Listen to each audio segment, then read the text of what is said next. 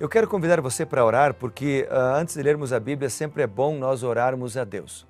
Hoje a gente vai ler Isaías capítulo 11 e é interessante porque Isaías, o capítulo 10, ele descreve punições contra a Síria e Judá. Lembra que nós vimos ontem? Mas o capítulo 11, ele apresenta agora esperança. Ele fala do Messias, o renovo justo, que vem para trazer esperança não só para nações específicas, mas vem trazer esperança para todos os seres humanos. É um capítulo maravilhoso que descreve o papel de nosso Senhor Jesus Cristo. Então vamos orar?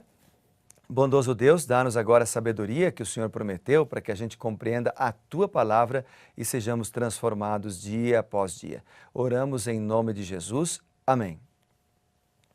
Muito bem, vamos juntos. Eu tenho aqui vários versículos que eu destaquei, que eu anotei aqui no meu papel e eu quero ler para você as considerações, aquilo que chamou minha atenção e eu creio que você, ao ler o capítulo 11, também será tocado. Veja que no versículo 1, a palavra de Deus diz assim: do tronco de Jessé sairá um rebento e de suas raízes um renovo. Aí o verso 2, repousará sobre ele o Espírito do Senhor, o espírito de sabedoria, espírito de entendimento, o espírito de conselho, espírito de fortaleza, o espírito de conhecimento e do temor do Senhor. Uau! Isso estaria sobre o rebento, o renovo, o Messias. Deleitar-se-á no temor do Senhor, depois diz, não julgará segundo a vista dos seus olhos, nem repreenderá segundo o ouvir dos seus ouvidos, mas julgará com justiça os pobres e decidirá com equidade a favor dos mansos da terra. Que linda mensagem! Aqui está falando então vários elementos diferentes sobre o Messias. Eu quero destacar aqui para você alguns deles que eu anotei. Primeiro, do versículo 1 até o versículo 4 que eu li aqui para você. Poderíamos ler também o versículo 5, que fala que a justiça será o cimo dos seus lombos e a fidelidade o cinto dos seus rins. Então, nesses versos, algumas palavras se destacam. Primeira, o ungido, o Messias, aliás, ele seria ungido pelo Espírito Santo. Não seria qualquer pessoa, mas ungido pelo Espírito.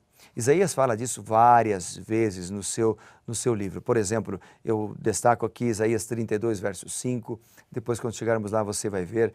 Ele tem também lá no Isaías 34, versículo 16. Isaías 40, versículo 13. Isaías 42, verso 1. 44, verso 3. 48, verso 16. Todos falam do Messias, o ungido de Deus. Outra coisa que eu destaquei nesses versos que acabamos de ler são as palavras sabedoria e entendimento. Nós lemos aí logo no verso 2, lembra? Então, onde diz assim, repousará sobre ele o Espírito Santo, que o ungiu, e o Espírito de sabedoria e entendimento. Então, Jesus, quando ele veio como o Messias enviado por Deus, ele crescia em sabedoria. Ele assumia a forma humana e crescia em sabedoria, diz lá em Lucas capítulo 2, verso 52, e também Isaías capítulo 50, verso 4.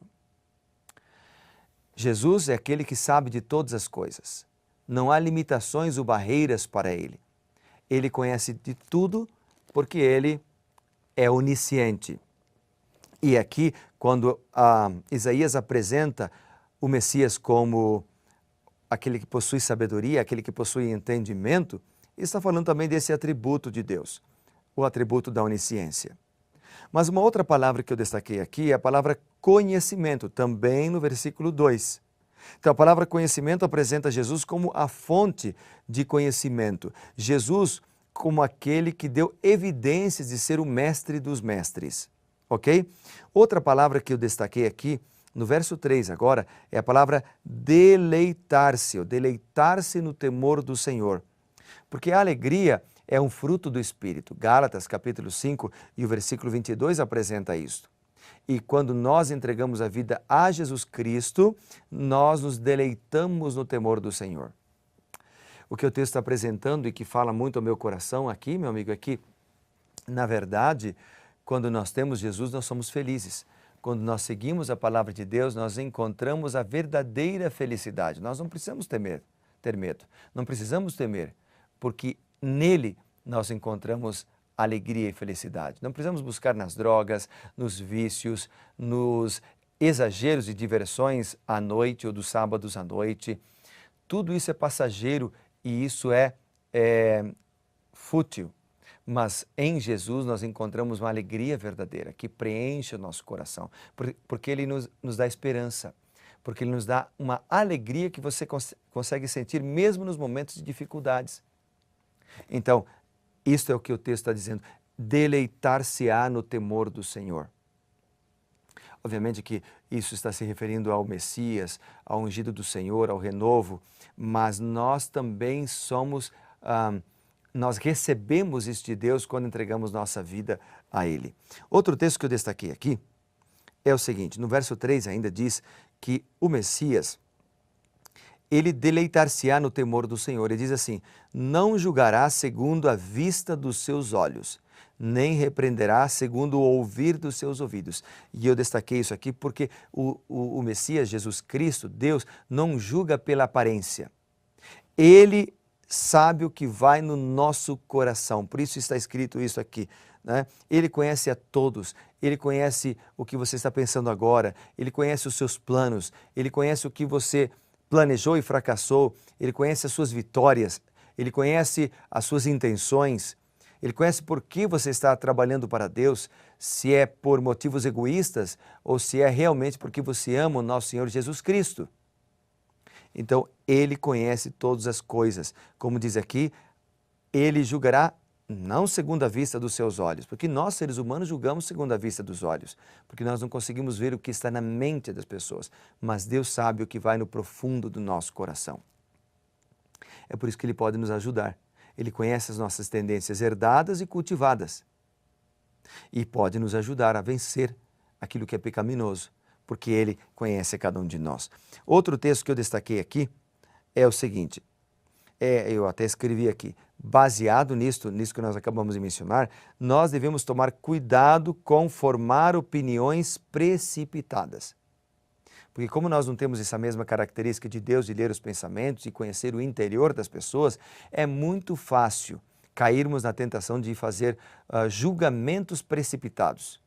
Julgarmos as pessoas pela maneira como elas se vestem, julgarmos as pessoas pela maneira como elas falam e esquecer de que somente Deus conhece o que está no coração. Agora, nós podemos, obviamente, orar pelas pessoas. Podemos, obviamente, colocar diante de Deus cada uma das pessoas que conhecem ou não conhecem ao Senhor, que pertencem ou não pertencem à igreja. Orar por elas, para que Deus, que conhece todas as coisas, atue em sua vida. Outro verso que eu destaquei aqui agora é a partir do verso 6 até o verso 9. Porque aqui já nos transporta desta terra para uma nova terra. Dessa terra onde há uma realidade de pecado, de dor, de morte, de perseguição, de ódio, de violência, para uma terra melhor, onde não haverá dor, nem luto, nem pranto, onde a natureza dos animais será mudada, onde as pessoas viverão em paz continuamente, em felicidade plena. Nesse lugar, também conhecido como Nova Terra, a Bíblia diz aqui em Isaías, no capítulo 11, o seguinte, o lobo habitará com o cordeiro, o leopardo se deitará com o cabrito, o bezerro e o leão novo e o animal cevado andarão juntos e um pequenino os guiará. A vaca e a ursa pastarão juntas e as suas crias juntas se deitarão. O leão comerá palha como boi, a criança de peito brincará sobre a toca da áspide ou da cobra. E o já desmamado meterá a mão na cova do basilisco, não se fará dano nem mal algum em todo o meu santo monte. Por quê? Porque a terra se encherá do conhecimento do Senhor. Que lindo texto esse aqui, né? Que lindo texto. Ele apresenta aqui uma nova realidade. Uma nova realidade. E nós podemos linkar esses versos com o verso 11, porque o verso 11 diz, naquele dia o Senhor tornará a estender a mão para resgatar o restante do seu povo. Já houve uma grande libertação do povo de Deus no Egito, quando o povo saiu do Egito. Deus o libertou. O acompanhava com uma coluna de fogo à noite, com uma nuvem de dia, abriu o mar vermelho, tirou a água da rocha, deu comida dos altos céus, o maná durante 40 anos, Deus cuidou do seu povo. Deus esteve com o seu povo. E assim como Deus guiou seu povo naquela época, Deus tornará a cuidar do seu povo ainda hoje. Ainda hoje. E Ele levará o povo para um lar melhor, a nova Jerusalém, a nova Canaã, onde nós viveremos em paz para sempre, onde a morte já não nos atormentará mais, onde nós viveremos felizes com os animais, com a natureza, em perfeita harmonia com a natureza e uns com os outros. Eu quero ir para lá. Você quer? Eu creio que sim. Deus quer nos levar para esse lar melhor, hoje e sempre. Por isso, eu quero orar por você, para que isso não seja apenas uma promessa, mas uma realidade na minha e na tua vida também. Vamos orar juntos? Bondoso Deus e Pai, que grandes promessas encontramos nas Sagradas Escrituras, que grandes promessas encontramos na palavra de Deus e que vem da boca de Deus.